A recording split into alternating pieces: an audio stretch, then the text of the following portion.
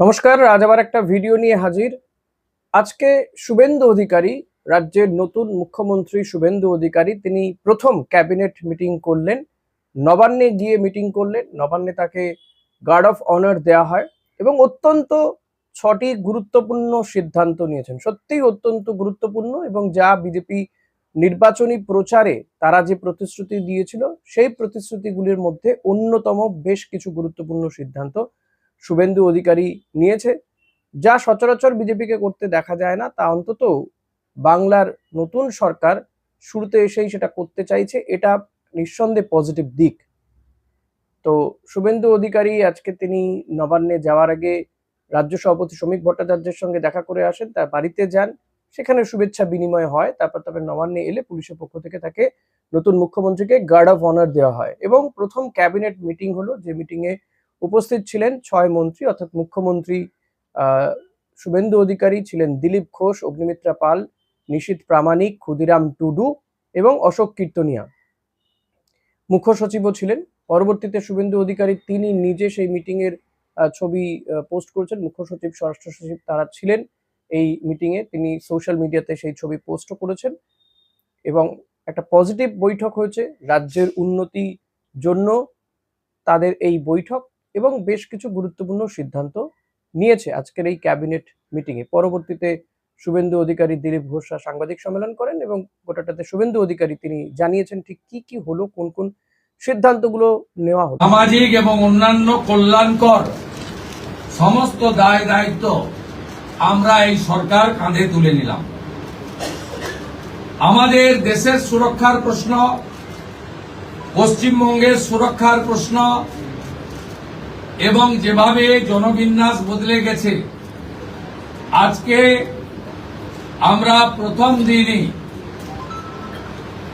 আমরা কেন্দ্রীয় স্বরাষ্ট্র দপ্তর তথা বিএসএফ এর সীমান্ত সুরক্ষিত করার জন্য জমি ট্রান্সফার প্রক্রিয়া আমরা আজকে অনুমোদন দিলাম এবং আজ থেকেই ল্যান্ড ট্রান্সফার প্রক্রিয়া শুরু হবে।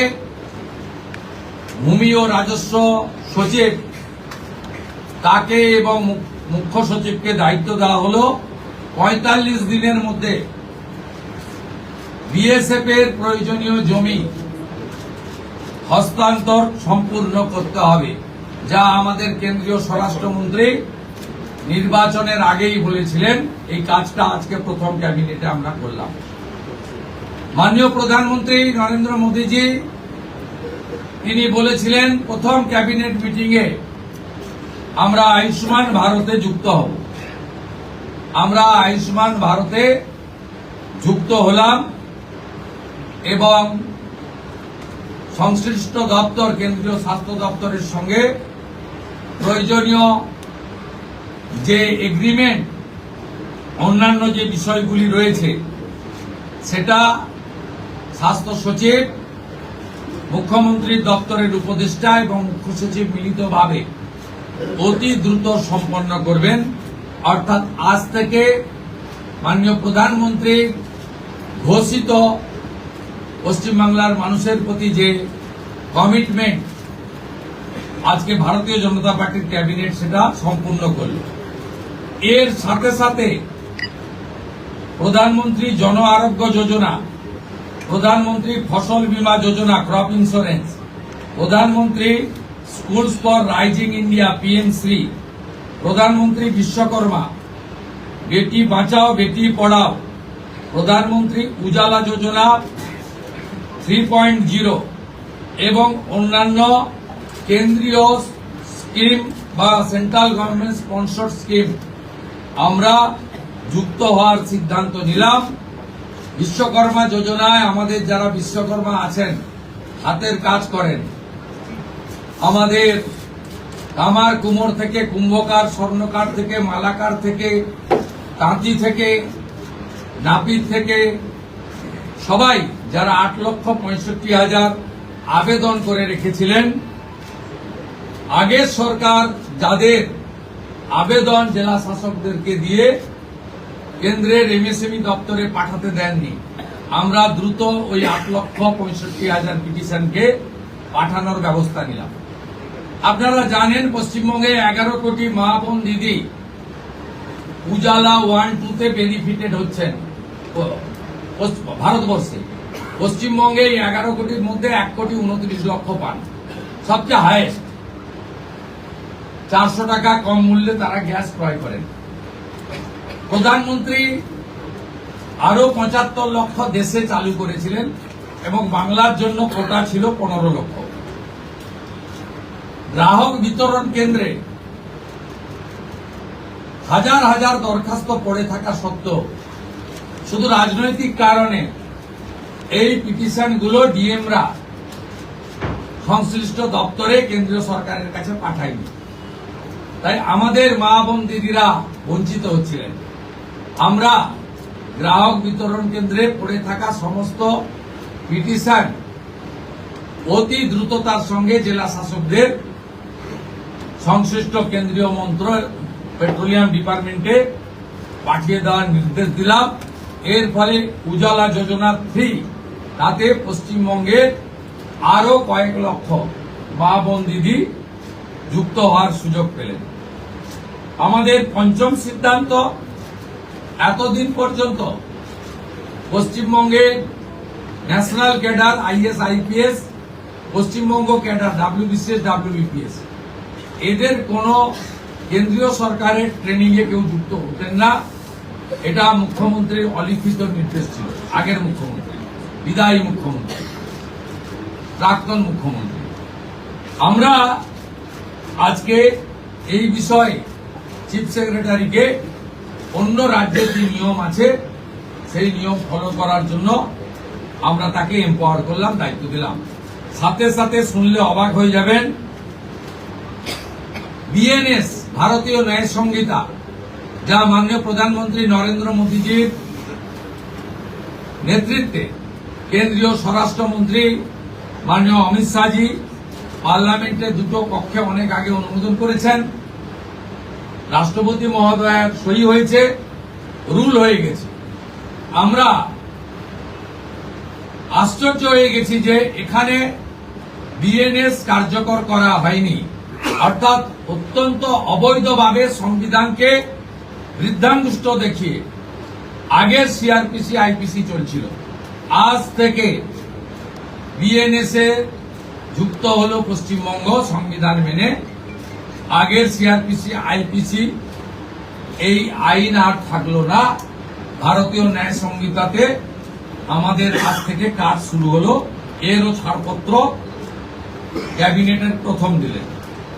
ষষ্ঠ সিদ্ধান্ত, মাননীয় স্বরাষ্ট্র ও সমবায় মন্ত্রী অমিত শাহজি নির্বাচন প্রচারের রায়দিঘি থেকে বলেছিলেন যে 2015 সালের পরে পশ্চিমবঙ্গে কোনো রিক্রুটমেন্ট হয়নি, তাই প্রচুর শিক্ষিত যুবক যুবতীর বয়স চলে গেছে। 5 বছর এক্সটেনশন, মানে আবেদনের বয়সের ঊর্ধ্বসীমা ক্যাবিনেট মঞ্জুর করলো। এটাও আজকে আমরা যেটা আসার কথা, যেটা সত্যি খুবই ভালো লাগছে এটা ভেবে যে বর্তমান সরকার, আগের সরকারের যে জনমুখী প্রকল্প যেগুলো, সেই জনমুখী প্রকল্পের একটাও বন্ধ হবে না, এটা তারা ঘোষণা করেছে। No doubt it's a big announcement, no doubt. কারণ অনেকে একটা আশঙ্কার মধ্যে ছিলেন যে এই মা ক্যান্টিন বা অন্যান্য সরকারি যে প্রকল্প সুযোগ সুবিধে মানুষ পেয়ে থাকে সেইগুলো, রূপশ্রী কিংবা কন্যাশ্রী, এই প্রকল্পগুলো কি বন্ধ হয়ে যাবে? মানুষের মধ্যে একটা আশঙ্কা ছিল, স্বাস্থ্যসাথী নিয়ে আশঙ্কা ছিল। তবে আজকের বৈঠকে কি কি সিদ্ধান্ত হলো সেটা শুরুতে আপনাদেরকে জানিয়ে দিই যে 6টা সিদ্ধান্ত হয়েছে, সেগুলো একবার আপনাদের দ্রুত জানিয়ে দিই। শুভেন্দু অধিকারী নেতৃত্বাধীন এই ক্যাবিনেট কি কি সিদ্ধান্ত নিয়েছে। এক, বিজেপির যে সমস্ত শহীদ পরিবার রয়েছে, যে বিজেপি কর্মীদের যে শহীদ পরিবারগুলো রয়েছে, সেই পরিবারের দায়িত্ব রাজ্য সরকার নিল, শহীদ পরিবারের দায়িত্ব রাজ্য সরকার নিয়েছে। দ্বিতীয় এবং অত্যন্ত গুরুত্বপূর্ণ, বিজেপির যেটা এবারের এই নির্বাচনী প্রচারে যেটা সবচেয়ে বেশি প্রাধান্য পেয়েছে, অত্যন্ত গুরুত্ব দিয়ে বিজেপি এটাকে বারবার প্রচারও করেছে, যে অনুপ্রবেশের জন্য রাজ্যের তো বটেই, গোটা দেশের ডেমোগ্রাফি চেঞ্জ হয়ে যাচ্ছে, এমনটা কিন্তু বারবার স্বরাষ্ট্রমন্ত্রী, প্রধানমন্ত্রী, শুভেন্দু অধিকারীরা বারবার নির্বাচনী প্রচারে তারা এই প্রসঙ্গ তুলেছেন। অনুপ্রবেশ বন্ধ করতে অমিত শাহ তো বলেছিলেন ডিটেক্ট, ডিলিট অ্যান্ড ডিপোর্ট, এই তথ্য তিনি দিয়েছিলেন। এসআইআর হয়েছে রাজ্যে, বহু মানুষের নাম বাদ গেছে। হ্যাঁ, এটা ঠিক যে এই যাদের নাম বাদ গেছে তাদের মধ্যে কজন বাংলাদেশি রোহিঙ্গাকে খুঁজে পেয়েছে কমিশন, সে ব্যাপারে কোনো তথ্য নেই। কিন্তু এই অনুপ্রবেশ যাতে আগামী দিনে আর না হয় সে কারণে রাজ্য সরকারের কাছে বারবার কেন্দ্রীয় সরকার জমি চেয়েছে, রাজ্য সরকারের গড়িমসিতে সেই জমি দেওয়া হয়নি। এমনকি হাইকোর্টের নির্দেশও ছিল, তারপরেও রাজ্য জমি দেয়নি বলে অভিযোগ, মানে তৎকালীন অর্থাৎ মমতা বন্দ্যোপাধ্যায়ের সরকার। তো শুভেন্দু অধিকারী এসে এক্ষেত্রে স্ট্রং ডিসিশন নিয়েছেন যে বিএসএফ যত জমি চাইবে ততটাই জমি দেওয়া হবে বিএসএফ কে, এবং সেটা ৪৫ দিনের মধ্যে, উইদিন 45 ডেজ এটাকে কার্যকর করতেই হবে। ৪৫ দিনের মধ্যে সেই জমি হস্তান্তর করতে হবে বা কার্যকর করতে হবে। এছাড়াও আজ থেকেই আয়ুষ্মান ভারত প্রকল্পে ইন করলো বাংলা। এতদিন পর্যন্ত অভিযোগ ছিল যে আয়ুষ্মান ভারত প্রকল্প সুবিধে পায় না এ রাজ্যের মানুষ, এ রাজ্যের বাসিন্দারা। মমতা বন্দ্যোপাধ্যায় এ রাজ্যে আয়ুষ্মান ভারত ঢুকতে দেয়নি, এই ধরনের প্রচুর অভিযোগ কেন্দ্রীয় সরকার করেছে। কেন্দ্রের স্বাস্থ্য মন্ত্রক বারবার রাজ্যের স্বাস্থ্যমন্ত্রীর সঙ্গে বৈঠকও করেছে, কথা হয়েছে, কিন্তু হয়নি, কার্যকর হয়নি। প্রধানমন্ত্রী তিনি বহু চেষ্টা করেছেন কিন্তু হয়নি। তো এবার থেকে সাধারণ মানুষ আয়ুষ্মান ভারতের সুযোগ সুবিধা পাবেন। এবার সেটা কতজন কি পাবেন সেটা নিয়ে নয় পরবর্তীতে ডিসকাশন করা যেতে পারে। বেটি বাঁচাও বেটি পড়াও এই প্রকল্পের সুবিধাও পাবেন এবার থেকে সাধারণ মানুষ, এটাতেও ইন করা হলো, শুভেন্দু অধিকারী জানিয়েছেন। যদিও এ রাজ্যে কন্যাশ্রী প্রকল্প আছে, একই টাইপের প্রকল্প, তবে কন্যাশ্রীতে মানুষ বা মহিলারা বা মেয়েরা, বিশেষ করে ছাত্রীরা, তারা কিন্তু সুযোগ সুবিধা পেয়ে এসেছে। আশা করা যাবে যে আগামী দিনে এই সবুজ সাথী প্রকল্পের সাইকেলও পড়ুয়ারা পাবে। আর একটা হচ্ছে যে ভারতীয় ন্যায় সংহিতা বিএনএসএ, মুখ্যমন্ত্রী শুভেন্দু অধিকারীর বক্তব্য যে বিএনএসএ আমরা ঢুকলাম, এবং তিনি বলেছেন যে এতদিন পর্যন্ত বিএনএসএ আইন কার্যকর করেনি এ রাজ্যের তৎকালীন সরকার, সংবিধানকে অমান্য করেছে মমতা বন্দ্যোপাধ্যায়ের সরকার। যদিও আমরা মানে এর আগে তো দেখেছি যে বিএনএস যখন লাগু হয়েছে গোটা দেশ জুড়েই লাগু হয়েছে, এবং বিএনএস অনুযায়ী ১৬৩ ধারা, যেটাকে ১৪৪ ধারা আগে বলা হতো, সেটাই ছিল বিএনএস অনুযায়ী। তো পুলিশও তাই বলতো, জানি না এখন এটার হয়তো অফিসিয়ালি ইমপ্লিমেন্ট, যেটা হয়তো নোটিফিকেশন বেরোয় সেটা করেনি, নাহলে শুভেন্দু অধিকারী তিনি রাজ্যের মুখ্যমন্ত্রী মিথ্যা কথা বলবেন এই মুহূর্তে দাঁড়িয়ে, আমার মনে হয় না। তো এই বিষয়গুলো কিন্তু অত্যন্ত গুরুত্বপূর্ণ, তবে এর মধ্যে সবচেয়ে বেশি গুরুত্বপূর্ণ আমার লেগেছে দুটো বিষয়। আপনাদের কোনগুলো লেগেছে সেটা বলবেন অতি অবশ্যই কমেন্ট করে। আমার যেটা লেগেছে সেটা হচ্ছে এই যে অনুপ্রবেশ আটকাতে জমি দেওয়া, রাজ্য সরকার জমি দেবে বিএসএফ কে, এটা সবচেয়ে বড় সিদ্ধান্ত। কারণ এটা সত্যি যে কেন অনুপ্রবেশ হবে, কেন বাংলায় বা গোটা দেশের সম্পত্তি অন্য কোনো দেশের মানুষ এসে ভোগ করবে, তারা সুযোগ সুবিধে পাবে, সরকারি প্রকল্পের সুযোগ সুবিধে পাবে, এটা তো হতে দেওয়া যায় না, এটা সত্যি আটকানো উচিত। At the same time BSF এরও এটা দায়িত্ব যে অনুপ্রবেশ আটকানো, যেটুকু বা ফাঁক ফোকর আছে সেটা যেমন বন্ধ করাটা সত্যিই দরকার, আপনি দরজা খুলে রাখলে তো ঢুকবেই, এই দরজাটা যাতে খোলা না থাকে সেটা যেমন নিশ্চিত করা দরকার, পাশাপাশি বিএসএফ কেও কিন্তু দায়িত্ব নিতে হবে, যেটা স্বরাষ্ট্র মন্ত্রকের অধীনে। বিএসএফ এর যদি গাফিলতি থাকে সেটা তো কখনো মেনে নেওয়া যায় না। এতদিন যে অভিযোগ বারবার করে করে এসছে রাজ্য সরকার, যে বিএসএফ বা রাজ্যের শাসক দল, তৎকালীন রাজ্যের শাসক দল, বর্তমানে বিরোধী দল তৃণমূল কংগ্রেস, যে বিএসএফ এরও একটা যথেষ্ট গাফিলতি রয়েছে এই অনুপ্রবেশ আটকানোর ক্ষেত্রে। তো এটাকে জমি দিয়ে দেওয়ার পরে দেখতে হবে যে আর অনুপ্রবেশ আগামী দিনে হয় কি না হয়। আশা করব যে আগামী দিনে অনুপ্রবেশ বন্ধ হবে। এবং আরেকটা বিষয় সবচেয়ে ভালো লেগেছে যে এই যে পূর্বতন সরকারের যে প্রকল্পগুলো, সেই প্রকল্পগুলো, জনমুখী প্রকল্পগুলো বা সামাজিক প্রকল্পগুলো বন্ধ হবে না, এটা বললেন শুভেন্দু অধিকারী। এটা আরো বেশি ভালো লেগেছে, এটার জন্য শুভেন্দু অধিকারীকে সত্যি থ্যাঙ্কস জানাতে হয়, রাজ্যের মুখ্যমন্ত্রীকে। কারণ যদি সেগুলো বন্ধ হয়ে যেত তাহলে বহু মানুষ কিন্তু অসুবিধার মধ্যে পড়তো, যে কৃষকদের বীমা বলুন কিংবা এই মা ক্যান্টিনের সুবিধে, বহু মানুষ কিন্তু ওই একবেলা অন্তত দুমুঠো খেতে পান ৫ টাকার বিনিময়ে। হ্যাঁ, তো সেটা যদি বন্ধ হয়ে যায়, হাসপাতালে হাসপাতালে বাইরে গেলেই দেখা যায়, আমি তো দমদমেও দেখেছি, দমদম স্টেশনের কাছে একটা মা ক্যান্টিন আছে, যদিও এখন সেটা বন্ধ দেখেছি, আমি জানি না আগামী দিনে খুলবে কিনা।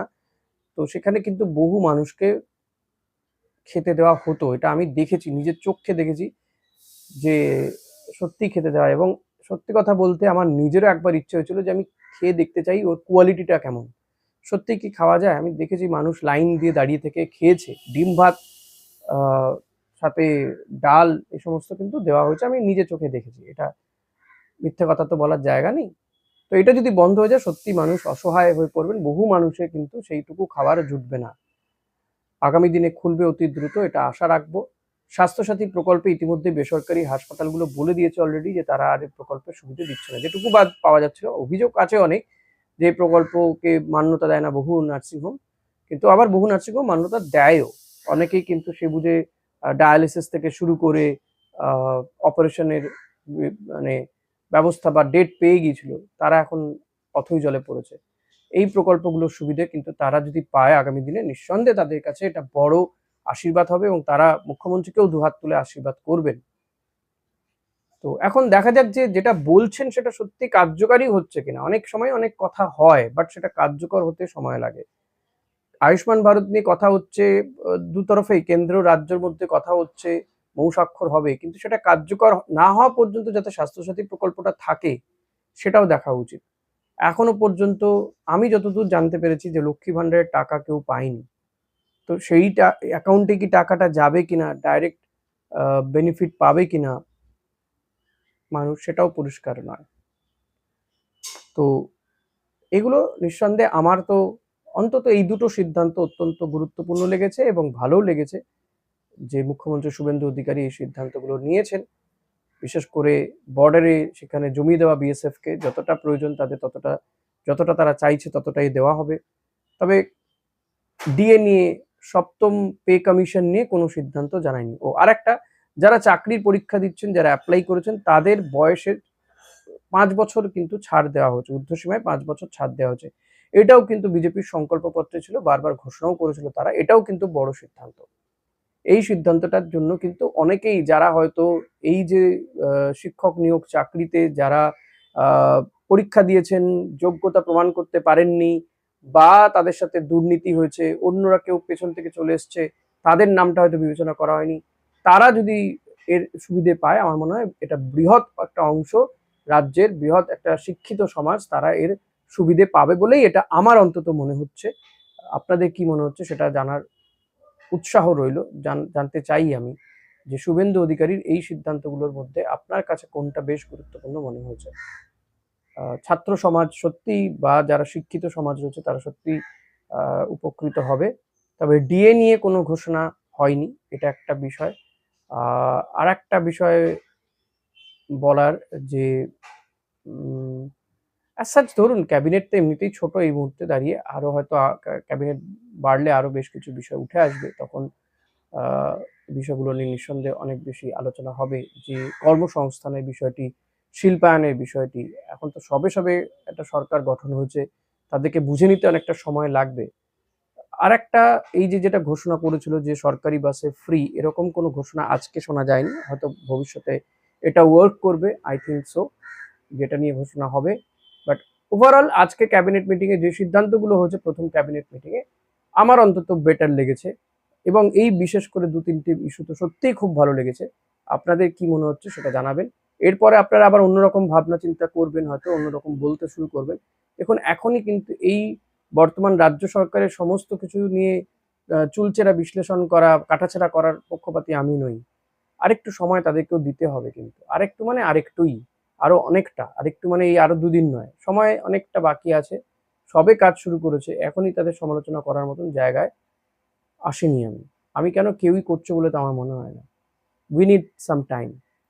সো দেখা যাক এগুলো কতটা বাস্তবায়িত হয়, তার উপরে নয় আবার পরবর্তীতে আলোচনা করব। আজকের এই ভিডিওটা কেমন লাগলো অতি অবশ্যই জানাবেন, কমেন্ট করে জানাবেন যে আপনাদের কোন সিদ্ধান্তটা, রাজ্যের মুখ্যমন্ত্রী শুভেন্দু অধিকারীর কোন সিদ্ধান্তটা সবচেয়ে বেশি ভালো লেগেছে বা মন্দ লেগেছে, দুটোই জানাবেন। Thank you.